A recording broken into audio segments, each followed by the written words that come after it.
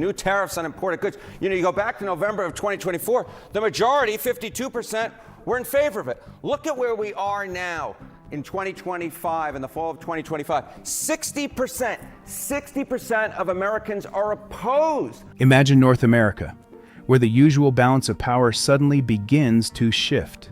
Where a country that has been assigned the role of junior partner for decades suddenly declares, we are no longer playing by someone else's rules.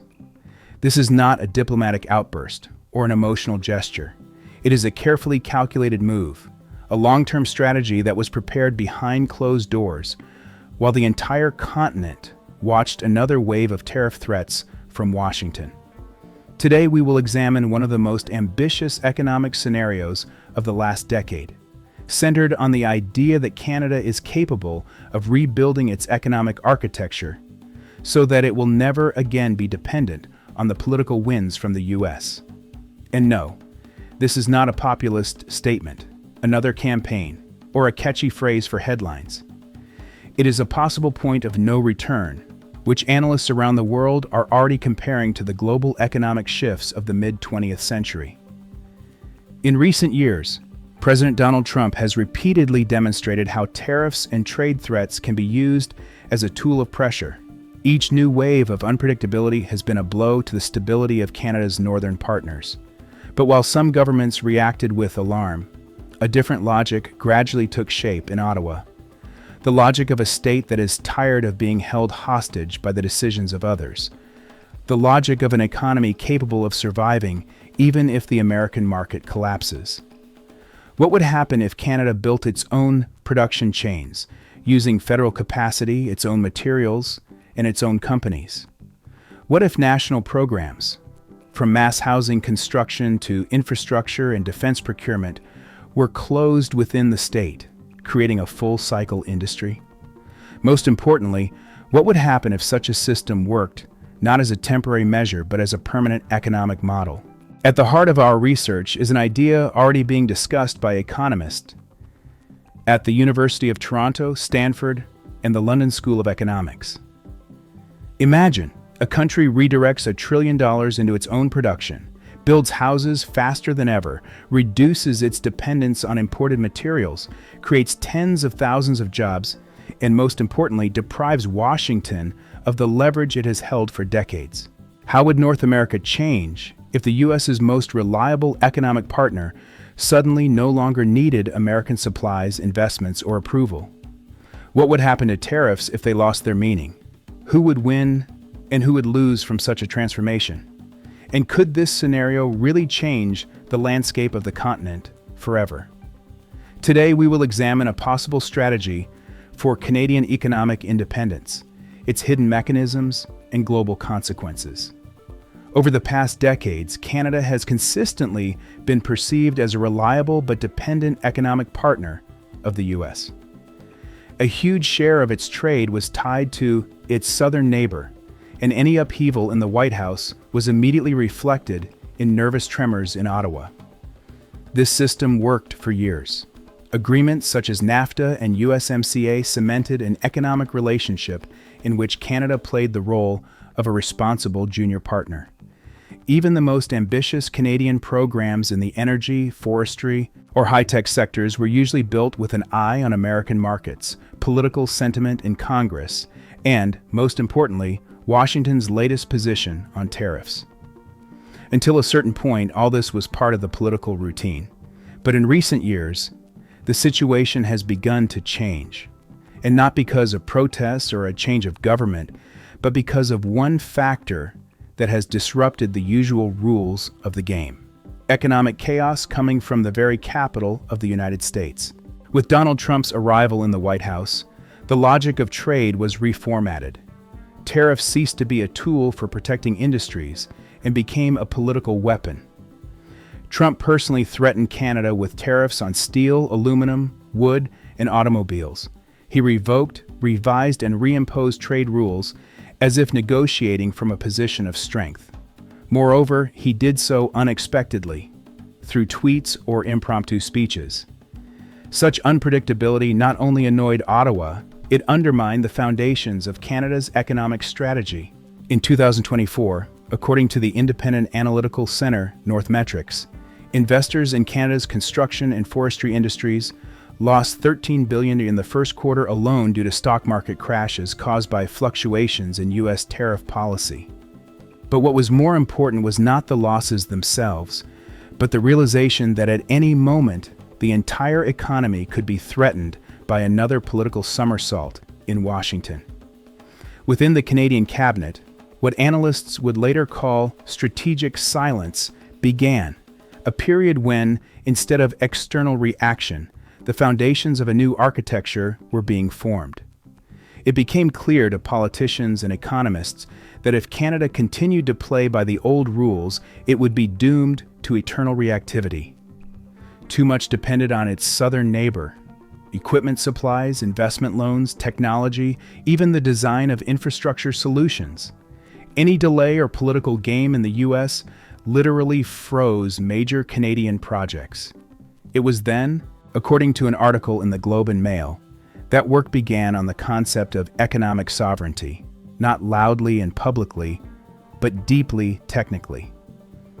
Experts in industrial design, logistics, and government support began to gather in closed working groups to build a model that could replace the usual dependence on the U.S. There was no official mention of this, but leaks from parliamentary hearings in mid-2024 indicated that the phrase Canadian Autonomous Model was being heard more and more often in Ottawa. This was not a slogan, but an engineering approach to reforming the country's entire economic base. At the center of the discussion was the idea of creating internal value chains that would not require approval or resources from Washington. A review of raw material contracts began, investments in transport corridors were reevaluated, and the first drafts of national programs in construction and energy were created. At the same time, American decisions were being monitored. Each new statement from the Trump administration was carefully analyzed, not for the sake of political reaction, but for the sake of building alternatives. By the time the American side imposed emergency tariffs on lumber from British Columbia for the third time in a year, Ottawa already had a 187-page strategy memo describing scenarios for transitioning to an independent production cycle. The culmination of this strategy was a concept that would later be announced at a press conference in Ottawa. Canada is no longer waiting. It is not asking, negotiating, or balancing. The country is beginning to build what analysts would later call an economic neutral zone. An internal space for production, sales, and logistics that is not tied to Washington. This does not mean a complete break with the U.S., but it does mean the end of dependence, the end of waiting for signals from the South, the end of a situation in which another tweet could halt construction, break the budget, or freeze wages. For the first time in half a century, North America saw not just an economic gesture, but an architectural turnaround. And it was at this moment that what is now called the most important economic shift on the continent in the 21st century began. Everything that happened in Canadian politics after 2024 began to boil down to one expression: our own platform. This applied not only to rhetoric, but also to real economic decisions. Canada no longer sought to integrate itself into American supply chains. It began to build its own.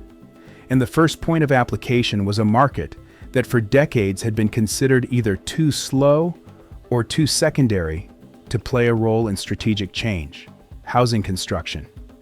But what on the surface looked like a typical program to expand access to housing actually became the economic foundation of a new national model.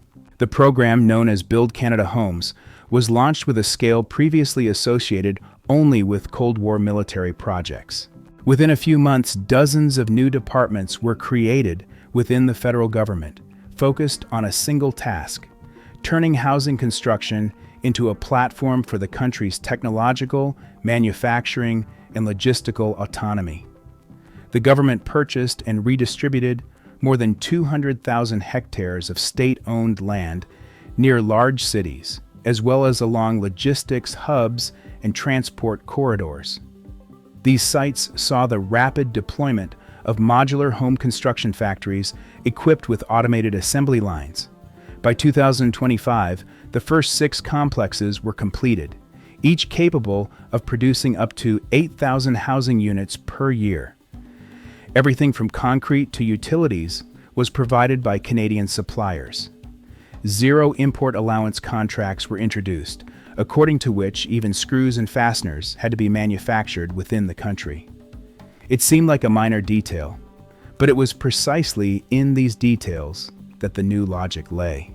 No vulnerabilities that could be exploited as part of external pressure. According to estimates by the Canadian Institute for Manufacturing Modernization, the introduction of these standards reduced construction time by 52%, cut costs by 18%, and reduced greenhouse gas emissions by 30%. But that was not the most important thing. What was important was that a new internal cycle was now emerging in the economy, in which the participation of foreign suppliers was minimized. This was not just house building, it was the industrial backbone of a new model. Materials production, logistics, design, employment, taxation, all within a single state. At the same time, a second program was launched, which was perhaps even more politically significant. It was tentatively named Buy Canadian. And here we were no longer talking about construction, but about all federal spending without exception. According to the new directives, every government purchase, whether a bridge, train, satellite, or military uniform, had to rely primarily on Canadian manufacturers. But the main difference from previous programs was that this was no longer a recommendation. It became law. The Financial Administration of Canada developed an automated contract evaluation system that gave default priority to domestic contractors. To obtain approval for an imported component, agencies were required to submit a 40-page justification, including evidence that there was no Canadian equivalent. And, according to one source familiar with how the system works, in the first few months after the introduction of such permits, less than 2% of the applications submitted were approved. In other words, 98% of federal money remained within the country. This affected even large projects, from the National High-Speed Rail Line to the launch of communications satellites. International companies that had previously held key contracting positions began to lose contracts. American corporations, especially in the defense and infrastructure sectors, began to sound the alarm. In 2025, according to estimates by the agency Continental Metrics, they lost more than $16 billion orders from Canada. In response, Congress began discussing compensatory tariffs, but the effect was weak.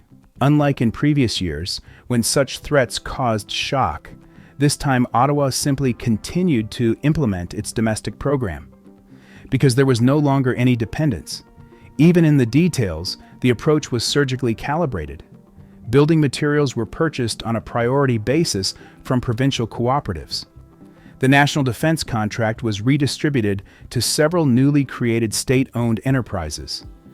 Oil and gas equipment, previously almost entirely imported, was now manufactured at 2 plants in Alberta, built as part of the Buy Canadian program. These measures did not just create jobs, they transferred control. This was the essence of the 2 programs, not just to ensure economic growth, but to build a structure in which the levers of external pressure, whether tariffs, sanctions, or investment blockades, lose their power. Because in a system where every key operation is performed internally and public funds feed exclusively into the domestic economy, external threats become not strategic risks, but simply external noise. When a journalist asked a question about the fate of New Brunswick's forestry industry, at the last press conference, it seemed that the Premier would find himself in a vulnerable position. More than 70% of the region's production was indeed exported to the U.S., and trade restrictions imposed by Washington threatened to wipe out billions of dollars in revenue, tens of thousands of jobs, and entire supply chains. Previously, such threats had prompted panic meetings in the government, urgent visits to Washington, and attempts to negotiate a lesser evil. But now the reaction was different, calm, measured, almost academic. The Premier did not shy away from the question. On the contrary, he turned it into a key moment in the whole new economic logic. The response was three-pronged.